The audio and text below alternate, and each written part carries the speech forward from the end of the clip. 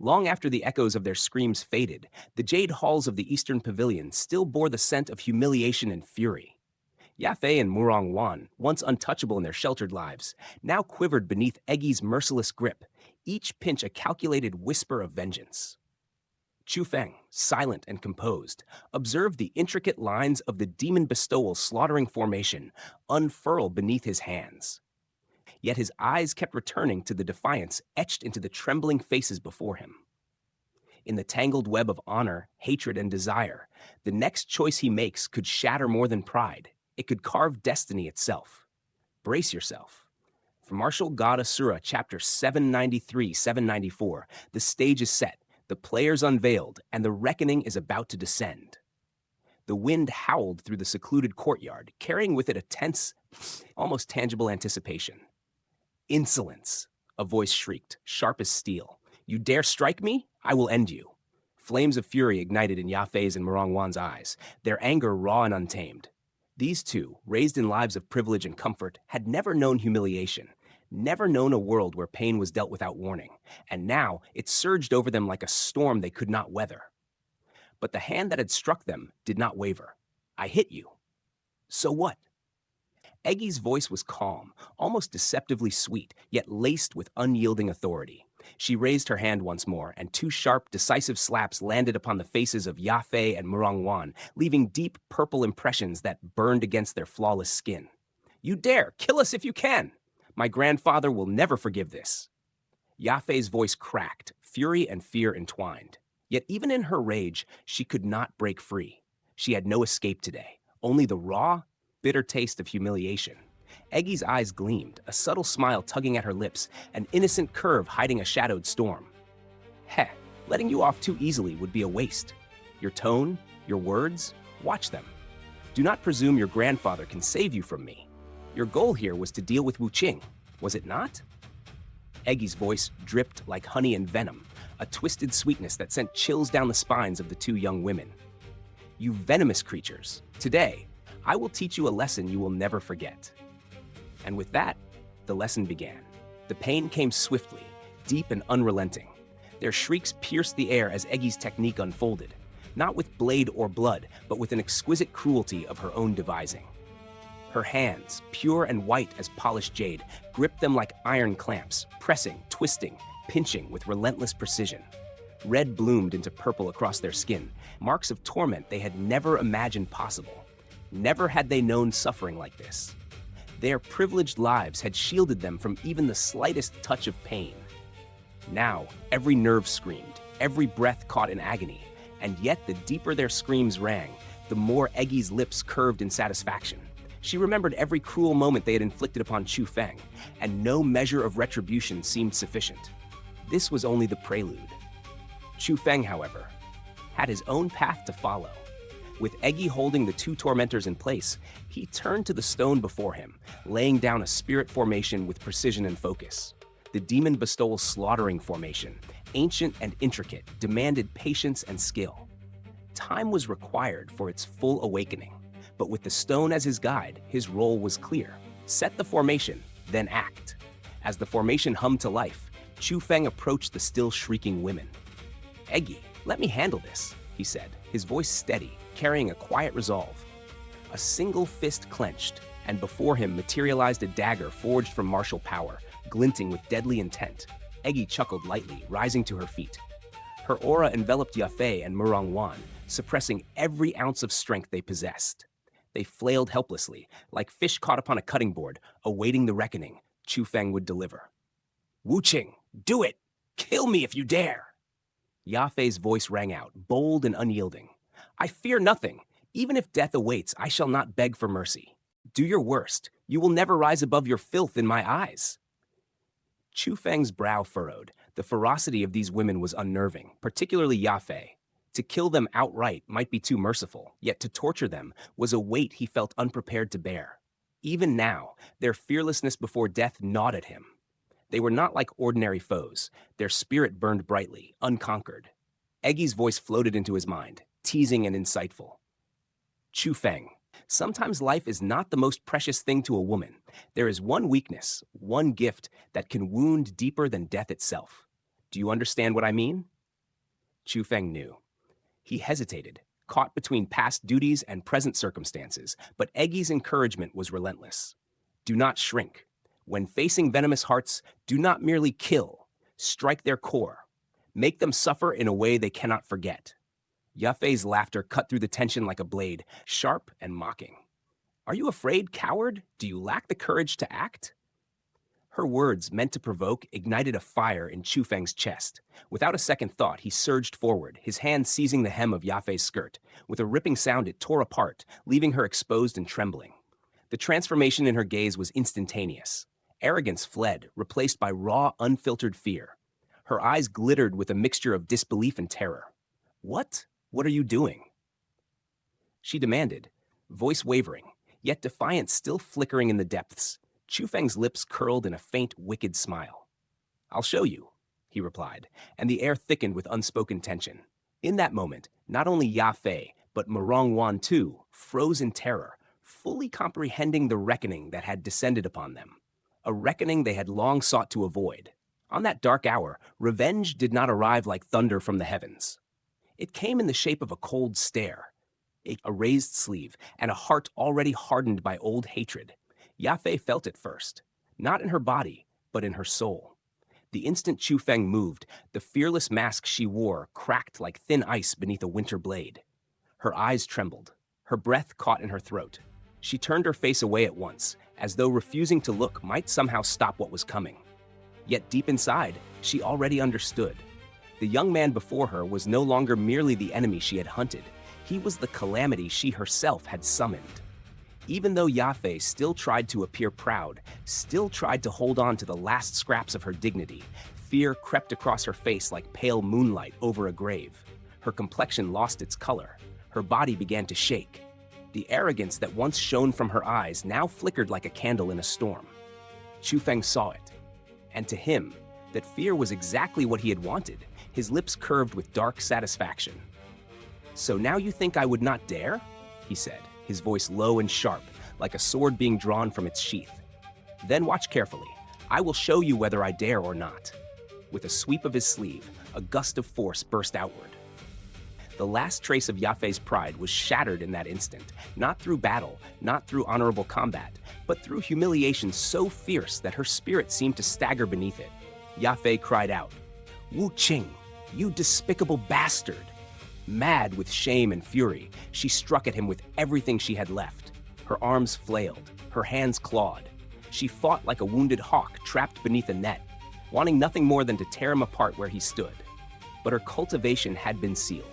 Her profound power, once bright and fierce, was silent as a dried-up spring.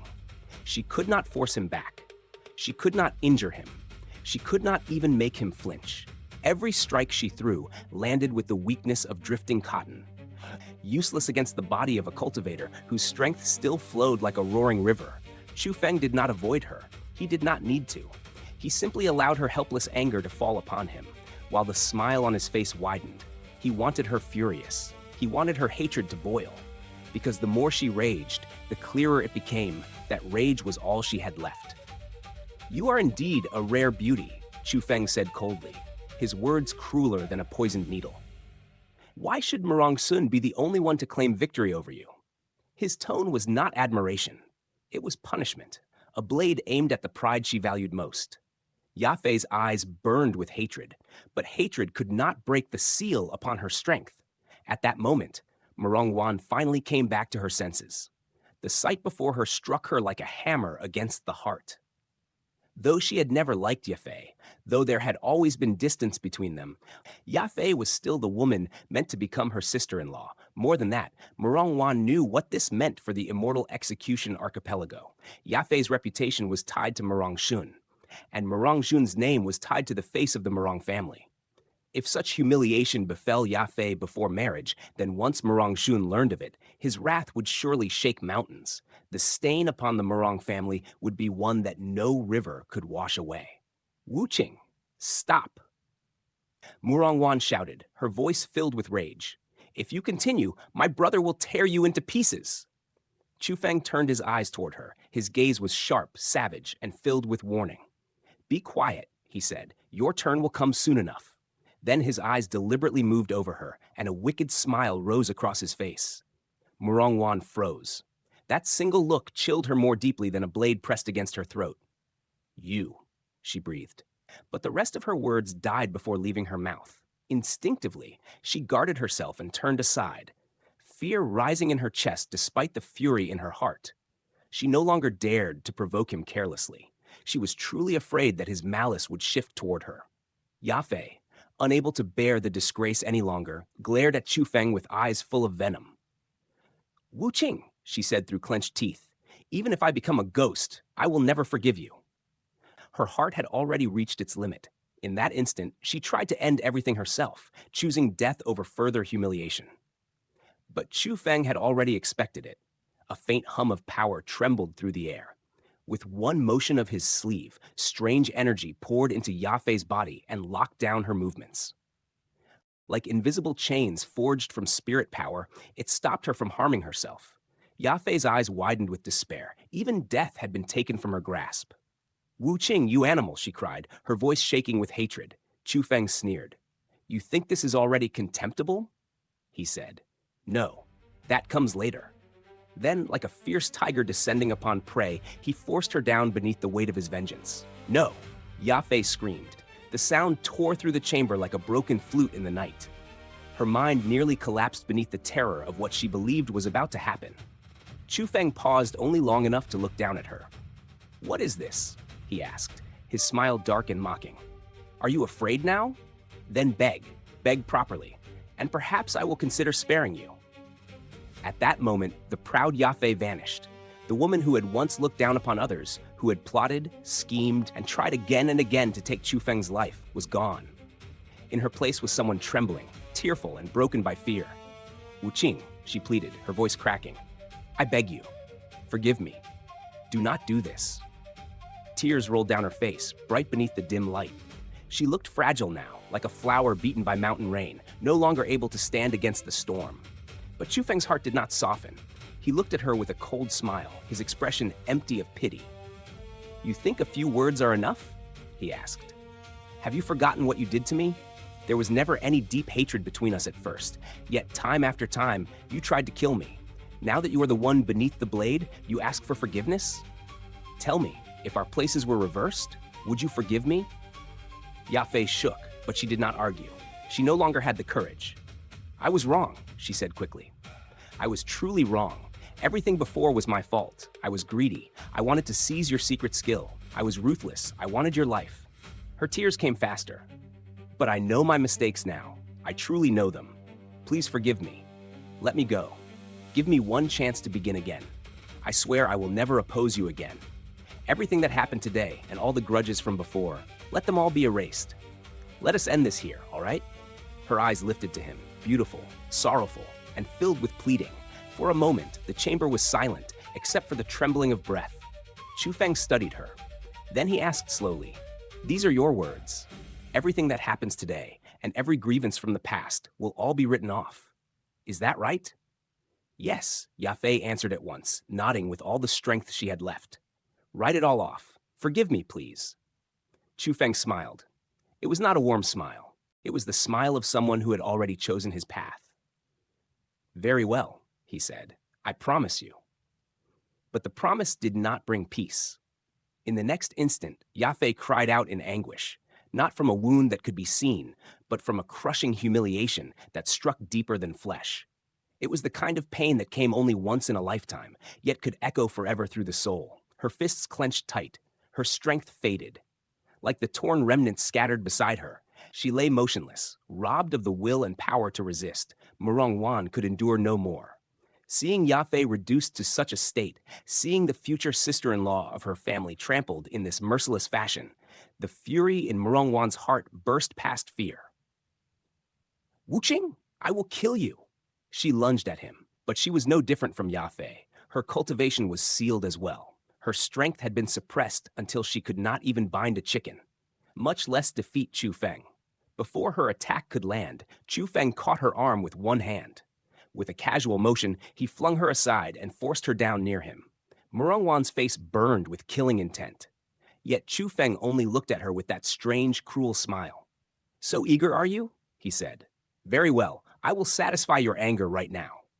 As he spoke, his aura pressed down like a dark cloud.